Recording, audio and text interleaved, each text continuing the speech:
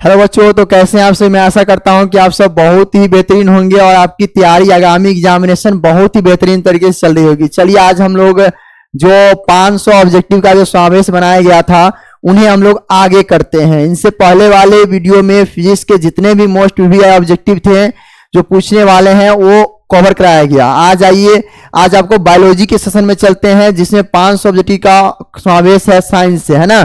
जो भी चैनल पे नए विजिट कर रहे हैं जरूर चैनल को सब्सक्राइब कर लीजिए ताकि आने वाला वीडियो का नोटिफिकेशन हमेशा आप तक पहले पहुंचे। चलिए आप देख रहे हैं रोशन एकेडमी निर्मली चैनल। चलिए चलते हम लोग आज के पहले क्वेश्चन की ओर। कह रहा है कि हाइड्रा, है ना, हाइड्रा कह रहा है कि हाइड्रा में प्रजनन की विधि कौन सी है।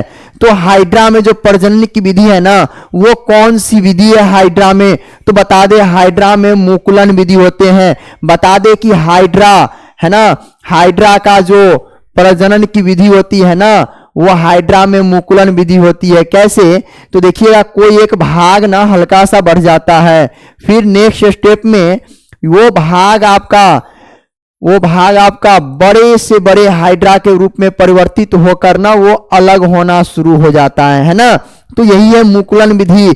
हमने आपको वीडियो में बताया है, जनन चैप्टर में आपको बहुत बढ़िया तरीके से आपको एक्सप्लेन करके बताया है कि जो भी जनन की विधियां हैं, जो अलैंगिक और लैंगिक जनन की विधियां हैं, जरूर जाकर एक बार विजिट कर लीजिए, है ना। चलिए तो क्या हो जाएगा, तो हाइड्रा में प्रजनन की विधि कौन सी है, तो मुकुलन विधि है। कौन सी विधि है, मुकुलन विधि के द्वारा हाइड्रा में ना प्रजनन की विधि होती है। चलिए अगला नेक्स्ट क्वेश्चन है। क्वेश्चन कह रहा है पौधों में जनन अंग कहां पाए जाते हैं।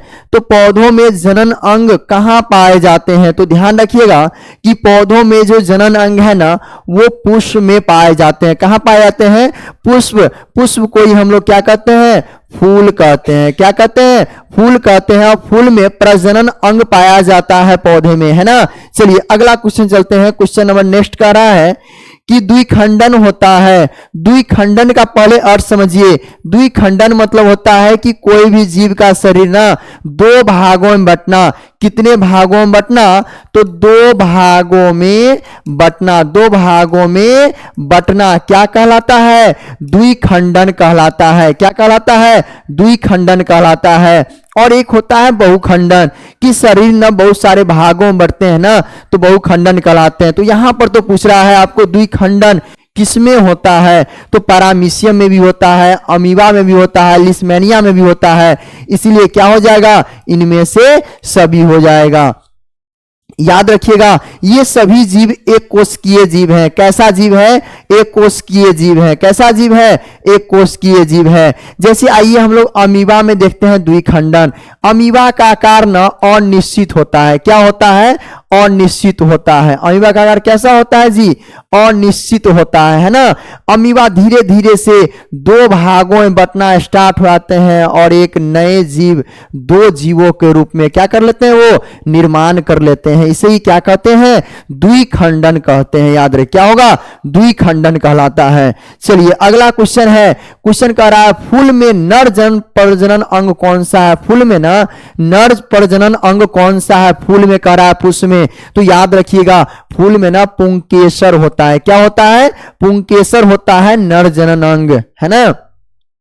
चलिए अगला क्वेश्चन है इंसुलिन की कमी से कौन सा रोग होता है। इंसुलिन है ना, इंसुलिन की कमी से कौन सा रोग होता है, तो इंसुलिन की कमी से ना मधुमेह होता है। मधुमेह को ही हम लोग ना डायबिटीज कहते हैं। क्या कहते हैं, डायबिटीज कहते हैं। यानी इंसुलिन की कमी से ना डायबिटीज रोग होता है, डायबिटीज नामक रोग होता है। इसे ही हम लोग ना चीनी बीमारी भी कहते हैं। क्या कहते हैं, नहीं कहते हैं कि चीनी वाला बीमारी हो गया, चीनी कम खाइए, चावल कम खाइए, है ना। इन सभी से क्या हो रहा है, डायबिटीज हो जाते हैं। किनसे, इंसुलिन की कमी होने से, है ना।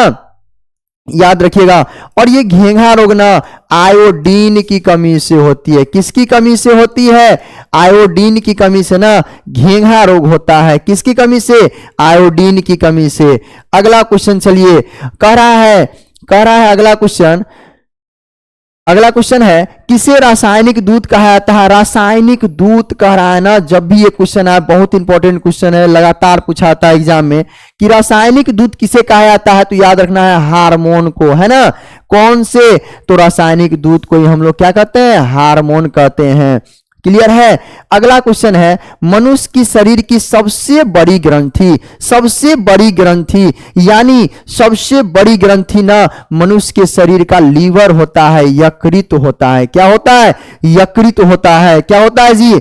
यकृत होता है, जहां से पित्त का क्या होता है? स्राव होता है। ठीक है। चलिए अगला क्वेश्चन है कि इनमें से पादप हार्मोन कौन सा है?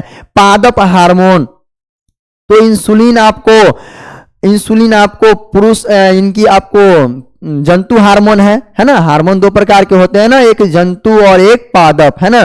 तो जंतु हार्मोन है, थोरोक्सिन भी जंतु हार्मोन है और एस्ट्रोजन भी जंतु हार्मोन है। साइटोकाइनिन आपका जो है पादप हार्मोन है। कैसा हार्मोन है? पादप हार्मोन है। क्लियर है। चलिए अगला नेक्स्ट क्वेश्चन की ओर आते हैं। निम्नलिखित में कौन पादप हार्मोन नहीं है, यानी पादप नहीं है, तो कौन सा हार्मोन होगा? जंतु हार्मोन होगा। और जंतु हार्मोन ऑक्सीटोसिन है। और कह रहा है जंतु हार्मोन कौन सा है, तो ये ऑक्सीटोसिन हो जाएगा। और ये तीनों कैसा हार्मोन है जी? ये तीनों कैसा हार्मोन है? तो ये तीनों जो है ना, कौन सा हार्मोन है? पादप हार्मोन है। कौन सा हार्मोन है? पादप हार्मोन है। याद रखिएगा, कौन सा हार्मोन है? पादप हार्मोन है। और ऑक्सीटोसिन कैसा हार्मोन है? जंतु हार्मोन है ना। चलिए अगला क्वेश्चन है, मस्तिष्क उत्तरदायी है, यानी माथा, हम लोग जो देहाती भाषा में कहते हैं ना माथा, मस्तिष्क, ब्रेन, ये उत्तरदायी है सोचने के लिए, सही है। हृदय स्पंदन में सही है। शारीरिक संतुलन सही है। क्या हो जाएगा? सभी हो जाएगा। यानी मस्तिष्क जो है ना उत्तरदायी होते हैं सभी चीज करने में। मस्तिष्क की बात आए ना, तो मस्तिष्क को 3 भागों में बांटा गया है। कितने भागों में? 3 भागों में। अग्र मस्तिष्क, मध्य मस्तिष्क और पश्च मस्तिष्क कहते हैं, है ना।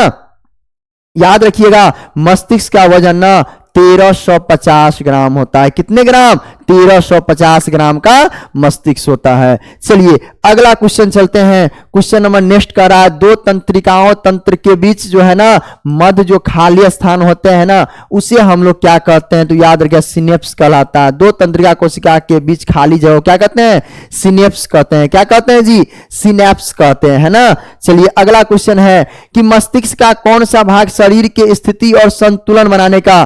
तो मस्तिष्क में हमने बताया था कि 3 भाग होते हैं, एक अग्र मस्तिष्क, एक मध्य मस्तिष्क और एक पश्च मस्तिष्क। पश्च को ही हम लोग ना अनुमस्तिष्क भी कहते हैं। क्या कहते हैं? पश्च को ही हम लोग अनुमस्तिष्क कहते हैं। और याद रखना है कि सेरिबेलम क्या होता है? सेरिबेलम, है ना, ये अनुमस्तिष्क हो जाएगा। राइट आंसर क्या हो जाएगा इसका? अनुमस्तिष्क हो जाएगा, जो आपका शरीर का संतुलन बनाने का ना काम करता है। कौन? तो अनुमस्तिष्क। अनुमस्तिष्क क्या कहते हैं हम लोग? तो पश्च मस्तिष्क भी कहते हैं। चलिए अगला क्वेश्चन है कि मानव शरीर की सबसे लंबी कोशिका कौन है? जो मानव शरीर है ना, सबसे लंबी कोशिका कौन है? तो सबसे लंबी कोशिका वो याद रखिएगा न्यूरॉन है। क्या है? न्यूरॉन है। इसे ही हम लोग तंत्रिका कोशिका भी कहते हैं। क्या कहते हैं? तंत्रिका कोशिका भी कहते हैं। क्लियर है। चलिए अगला क्वेश्चन है, निम्न में से कौन वृक्क की रचनात्मक एवं क्रियात्मक इकाई है? रचनात्मक एवं क्रियात्मक इकाई क्या है? तो याद रखना है नेफ्रॉन होता है। कौन होता है? नेफ्रॉन होता है रचनात्मक एवं क्रियात्मक इकाई होता है। कौन होता है जी? नेफ्रॉन होता है ना। चलिए अगला नेक्स्ट क्वेश्चन की ओर। पौधों में उत्सर्जी पदार्थ है, यानी पौधों के द्वारा जो उत्सर्जी पदार्थ निकलते हैं ना, वो कौन कौन से हैं? ए में है गोंद, बी में है टैनिन, सी में है रेजिन और डी में है सभी। तो याद रखना है कि इनमें सभी हो जाएगा। उत्सर्जी पदार्थ मतलब ऐसे पदार्थ जो शरीर के लिए क्या होते हैं? हानिकारक होते हैं, उसे हम लोग क्या करते हैं? समय समय पे बाहर निकालते हैं। तो पौधों में ये सब गोंद, टैनिन, रेजिन क्या है? ये सब उत्सर्जी पदार्थ हैं। चलिए तो इसी प्रकार से आज का ये सेशन समाप्त होता है। और जो भी चैनल पर नए आए विजिट कर रहे हैं जरूर चैनल सब्सक्राइब कर लीजिए और आने वाला हर एक वीडियो आप तक ताकि जल्द से जल्द पहुंच जाए। चलिए हम लोग मिलते हैं आप लोग से नए पार्ट में। धन्यवाद।